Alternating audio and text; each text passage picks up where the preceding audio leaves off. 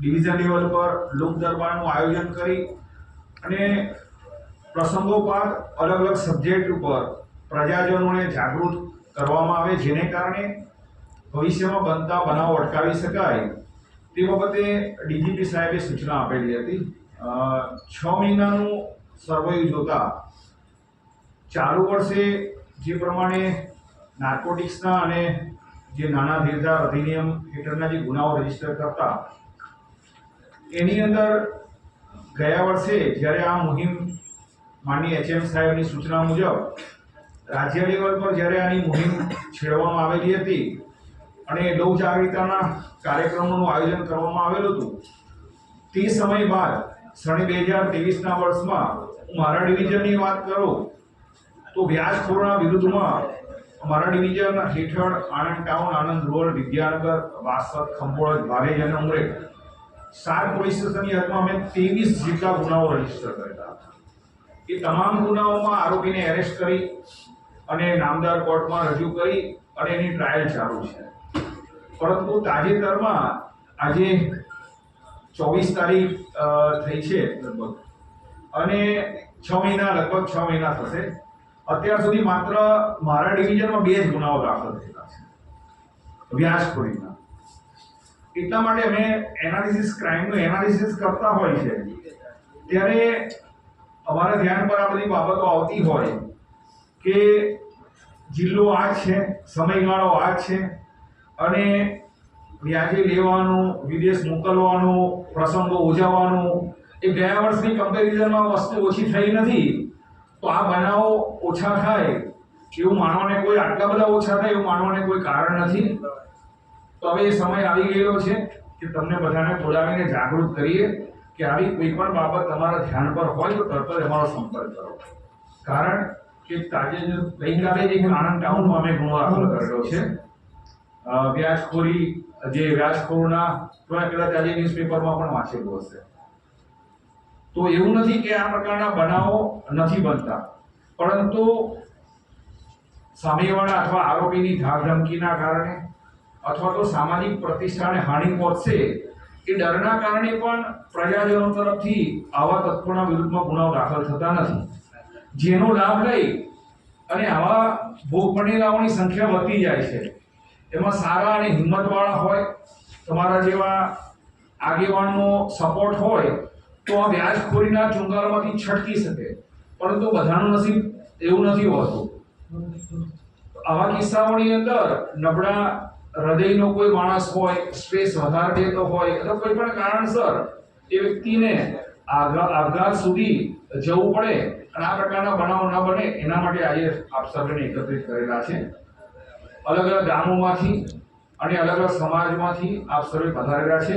અમારી આપને વિનંતી એટલી જ છે કે આપના ધ્યાન પર આવી કોઈ પણ બાબત આવે તો મહેરબાની કરીને લોકલ પોલીસનો સંપર્ક કરવાનો। પોલીસ સ્ટેશન લેવલ ઉપર જો સોર્ટ આઉટ થતું હશે તો સોર્ટ આઉટ કરી દેશે પોલીસ, અને નહીં થાય તો આરોપીના વિરુદ્ધમાં લીગલ એક્શન લઈ ગુનો દાખલ કરીને એના વિરુદ્ધમાં જે પણ લીગલ એક્શન લેવાના હશે લઈશું।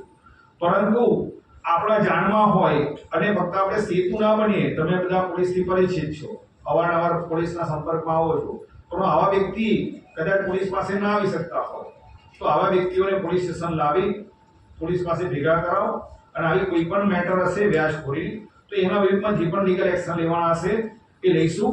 તો આ અવેરનેસનો પ્રોગ્રામ પૂર્ણ થાય પછી તમામને વિનંતી છે કે તમે તમારા લેવલ પર જઈ અને તમારે આજુબાજુમાં જે પણ સરાઉન્ડિંગમાં આવી કોઈ પણ બાબત ધ્યાન પર આવે તો લોકલ પોલીસનો સંપર્ક કરશો। આપ સર્વે તમામ અધિકારીઓને આગળ ઓળખો છો, તો આ પ્રમાણે તમામને વિનંતી કરવા માટે અમે આવેલા છે કે માત્ર 2 ગુનાઓ અત્યારે મારે રજીસ્ટર કર્યા છે મારા ડિવિઝન। એક વિદ્યાનગર પોલીસ સ્ટેશનમાં દાખલ થયેલો છે અને આણંદમાં દાખલ થયેલો છે। તો આટલી સડનલી આટલા બનાવો ઓછા બને એવું અમે માનતા નથી। તો તમામને વિનંતી છે કે આવા કંઈ પણ બાબત તમારા ધ્યાન પર આવતી હોય તો પોલીસનો સંપર્ક કરો। આપણા થકી, આપણા પ્રયત્નો થકી કોઈ પણ વ્યક્તિ બચી જાય એ આપણા માટે આશીર્વાદરૂપ છે। તો તમામને ફરીવાર અપીલ કરું છું, નાર્કોટિક્સ બાબતની જાગૃતિની ગોહિલ સાહેબે વિસ્તૃત છણાવટ કરેલી છે। ગોહિલ સાહેબ છે એ કોઈ પણ સબ્જેક્ટ ઉપર એમને બોલવાનું ફક્ત એટ એ ટાઈમ કહી દો તો કોઈ પણ સબ્જેક્ટ ઉપર એકદમ ફૂલ પ્રૂફ લેક્ચર આપી શકે છે અને સામેવાળાને કન્વિન્સ પણ કરી શકે છે. એટલે એના ડીપ હું કોઈ વસ્તુ નહીં જાઉં, પરંતુ સામે બાળકો છે, બાળકોને એટલે જ કહું છું કે કોઈ પણ વ્યક્તિ છે એ પેશનેટ હશે તો આની કઈ જરૂર નહીં પડે. મોટાભાગના આપણા કિસ્સાઓની અંદર આપણે એવું જોતા હોય કે મારે સ્ટ્રેસ છે, ટેન્શન થઈ ગયું છે, બે ઓફા એ લેવલનું નહીં, આમ કઈ થઈ ગયું એટલે કે આવો દારૂ પીવો પડશે, ડ્રગ્સ લેવું પડશે, કામનું ભારણ છે, કામ વધારે થાય છે કે સ્ટ્રેસ ઉતારવા માટે આવું કરવું પડશે, એવું કોઈ વસ્તુ હોતી નથી. અમે છેલ્લા 2 દિવસથી 48 કલાકથી ઊંઘ્યો નથી, આ તમારા જાણ માટે, બરાબર. તેમ છતાં અમારે તમાકુ, સિગરેટ, ડ્રગ્સ કે નાર્કોટિક્સ કે દારૂની કોઈ જરૂરિયાત નથી. તમારું કામ એવું હોવું જોઈએ, તમને કામમાં મજા આવતી હોય તો આવા કોઈ પણ દૂષણની કે વ્યસનની જરૂર નથી. એટલે ત્યાં સામે બેઠા છે બાળકો, એમને પોતાને જો એમ હોય, એનો ટાર્ગેટ નક્કી હોય કે મારે આ કરવું છે, તો એમાં તમે ધ્યાન આપશો, એમાં ફોકસ કરશો તો આની કોઈ વસ્તુની, આ ડ્રગ્સની કે બીજા કોઈની જરૂર નથી. એટલે કોઈ એવું કહેતો હોય કે આ હશે તો જ આવું થશે, તેવું કોઈ વસ્તુ નથી. મોટાભાગના અધિકારીઓ આજે ડિપાર્ટમેન્ટના આટલા વર્ષથી સેવા આપીએ છીએ, અમારે કોઈ દારૂની જરૂરિયાત નથી પડતી. સ્ટ્રેસ દૂર કરવા માટે, ટેન્શન દૂર કરવા માટે નથી જરૂર પડતી. ઊંઘવા જઈને 5 મિનિટમાં અમે સૂઈ જઈએ છીએ, કોઈ ગોળીની રિક્વાયરમેન્ટ નથી. એટલે જે આ બધા ખોટી જે તત્વો છે અથવા ખોટી વાતો છે એમાં પ્રેરાય અને આમાં છે ને એનર્જી બગાડવી નહીં. તમારું એમ હશે, તમારું જે લાઈફની જે પ્રાયોરિટી નક્કી કરેલી છે એમાં તમે ધ્યાન કરો છો તો આને દૂષણની કોઈ જરૂરિયાત નથી. એટલે આ દૂષણથી દૂર રહેવાની જરૂર છે. નાર્કોટિક્સ બાબતે ગોયલ સાહેબે કહ્યું એ પ્રમાણે સજાની જોગવાઈ ખૂબ જ વધારે છે. 10 વર્ષ અને 20 વર્ષ સુધીની સજાની જોગવાઈઓ છે. તમે નાનો જથ્થો કે મોટો જથ્થો પકડાશે, તમને ચાર્જશીટ સુધી બેલ નહીં મળે. દારૂ કે બીજા કોઈ પણ હોય એમાં તો તમે જામીન પર છૂટી જશો, પણ નાર્કોટિક્સના જથ્થા સાથે પકડાશો, એ નાનો જથ્થો છે કે મોટો જથ્થો હશે, જામીન નથી મળતા. એટલે સેવન કરવું અથવા તો વેચાણ કરવું કોઈ પણ વસ્તુ, નાર્કોટિક્સ નામની વસ્તુમાં મહેરબાની કરીને નહીં પડતા. બાકી ભરાયા એટલે આમાંથી કોઈ વાર બહાર નહીં શકી શકો, અને કન્વિક્શનનો રેટ ખૂબ જ હાઈ છે એની અંદર. એટલે તમામને અપીલ છે કે તમારા આજુબાજુની અંદર આવું કંઈ પણ વસ્તુ હોય તો પોલીસને જાણ કરજો. જે પ્રમાણે મેડિકલ ઇમરજન્સી માટે 108ની સર્વિસ આપણને ખબર જ છે, એ પ્રમાણે નાર્કોટિક્સને લગતી કોઈ પણ તમારી હકીકત હોય તો તમે 1908 એની હેલ્પલાઇન છે, રાજ્ય સરકાર તરફથી આ હેલ્પલાઇન આપવામાં આવેલી છે 1908. એ હેલ્પલાઇન ઉપર નાર્કોટિક્સને લગતી કોઈ પણ બાબત હોય તો તમે એને જાણ કરી શકો છો. તો આ બધા મુદ્દાઓ છે એ બાબતે વિસ્તૃત બધા અધિકારીઓ કહેલું છે.